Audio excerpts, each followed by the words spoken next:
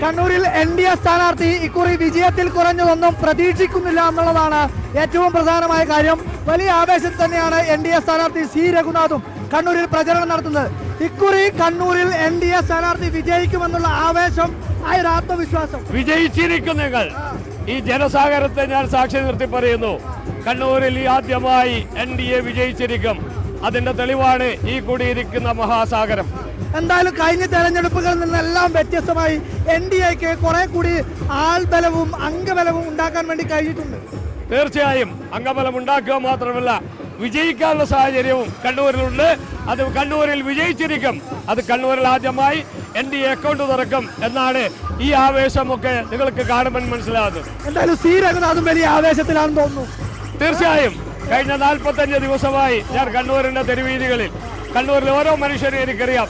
4 ലക്ഷത്തോളം ആളുകളെ ഞാൻ നേരിട്ട് കണ്ടുപിടിച്ചിട്ടുണ്ട്.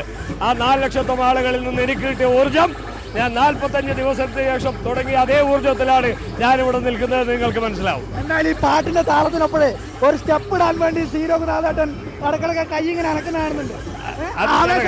ആവേശമാണ്. ജനങ്ങൾ അതിന് പ്രതികരിക്കുന്നുണ്ട്.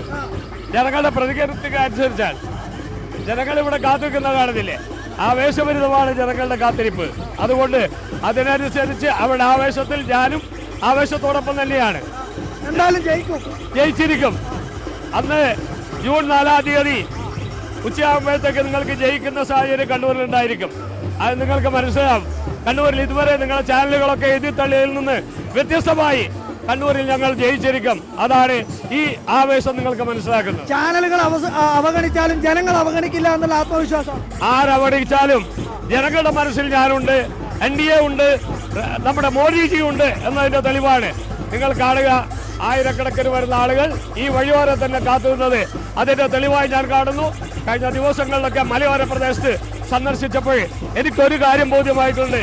കണ്ണൂരിൽ ആദ്യമായി താമര വിരിയിക്കും എന്ന് തന്നെയാണ് എന്റെ വിശ്വാസം. എന്തായാലും വലിയ ആത്മവിശ്വാസത്തിലാണ് കണ്ണൂരിലെ NDA സ്ഥാനാർത്ഥി C. രഘുനാഥ് ഈ അവസാന മണിക്കൂറുകളിലും അവസാന സെക്കൻഡുകളിലും വിജയത്തിന്റെ ആത്മവിശ്വാസം പ്രകടിപ്പിക്കുന്നത്.